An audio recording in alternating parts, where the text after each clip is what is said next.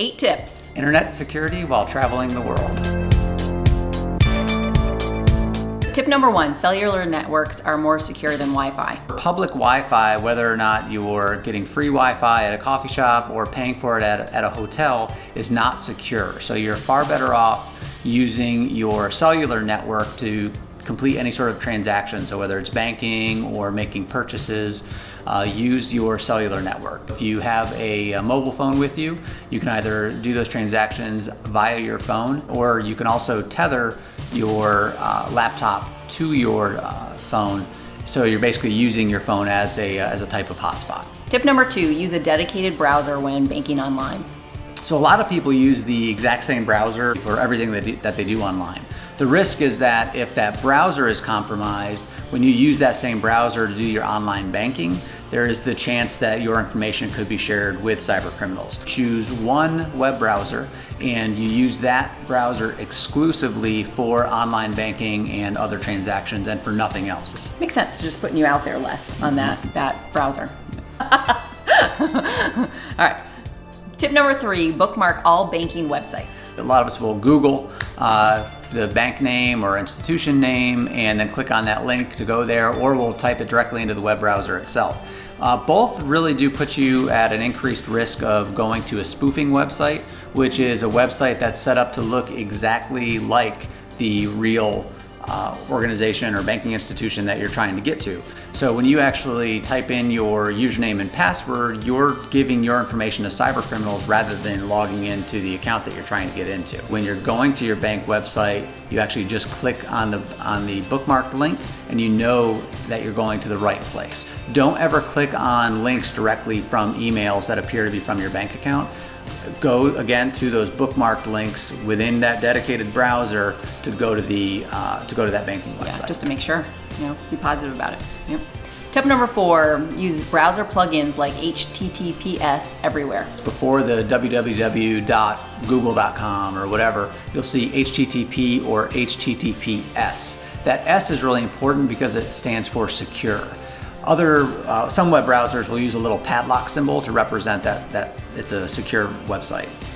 What that means is that all the information that you're transmitting between your computer and that website is encrypted, which is really important when you're doing things like banking or transmitting credit card information or anything like that. Web browser plugins like HTTPS Everywhere automatically direct you to the secure versions of websites.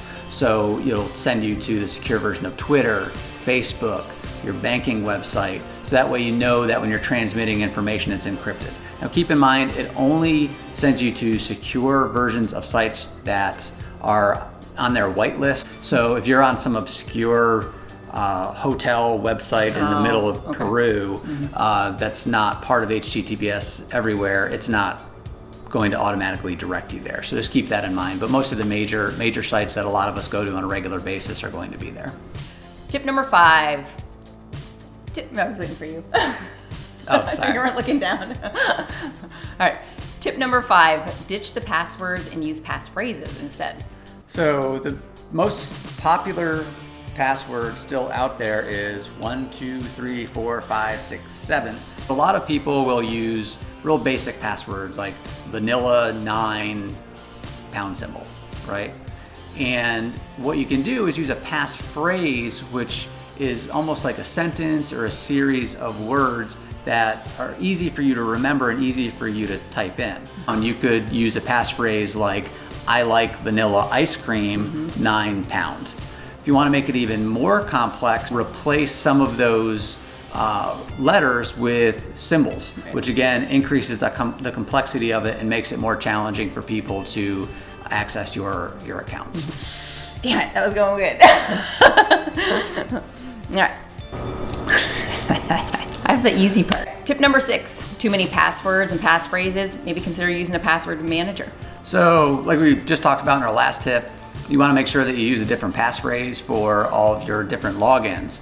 The problem with that is that ends up resulting in a lot of passphrases to remember. So some people use what are called password managers to store their passwords, and your usernames and password. So the way that most password managers work is you have one master password or passphrase that allows you to access the password manager where they're holding all of your usernames and passwords. So it's really important that the passphrase that you use for your password manager is really, really difficult and not something that somebody can guess. But you need to remember it. You need to remember it because otherwise you're not going to get access to any of your accounts. Right. And there are a whole lot of different password managers out there, and we've actually included in the article about this topic on our website a consumer reports piece about password managers. So it talks to you about some of the most common ones, some of the pros and cons of each. Tip number 7, use a virtual private network or VPN.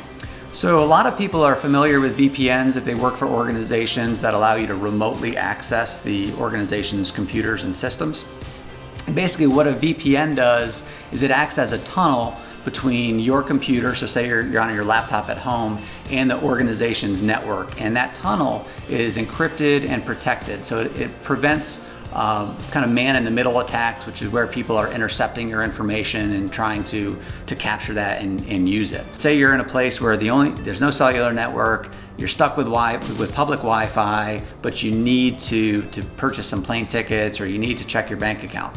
A virtual private network is going to help secure your information because it's basically going to put all of your information in that encrypted tunnel while you're connected to the network. Just like password managers, there are a gazillion different companies that provide it. So on our website, on the associated article about internet security tips, we've got links to a few articles that should help you out and give you kind of overviews of some of the most common VPNs, pros and cons, different pricing options as well.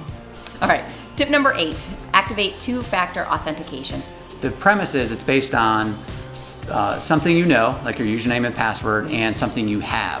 Very often it's our cell phone, exactly. So you'll log in and then you'll get a push notification or a text asking you to verify your identity. If somebody has your username and password, if they try logging in and don't actually have your cell phone or your second factor of authentication, they're not going to be able to log into your account. We have more bonus tips on our website, so be sure to check those out. And if you have additional ideas about internet travel security, please post those below. If you're watching this on YouTube, we'd love for you to subscribe to our channel, You can also subscribe to our website rtwreset.com. so that you receive notifications when we post new content.